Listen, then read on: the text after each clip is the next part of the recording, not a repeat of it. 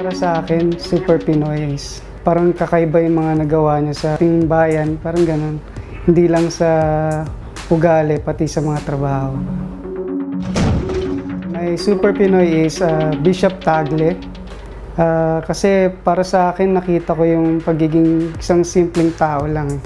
Na mas naramdaman ko yung pagiging Kristiyano ko. At mas lalong lumakas yung pananalig ko sa Diyos. Mas lalo ko pang naramdaman siya sa pag pinapakinggan ko siya sa pagsisimba ko. Yung mga homily niya, parang para sa akin, pag naririnig ko yung boses niya, parang mas malapit ako kay God. Parang kausap ko na siya.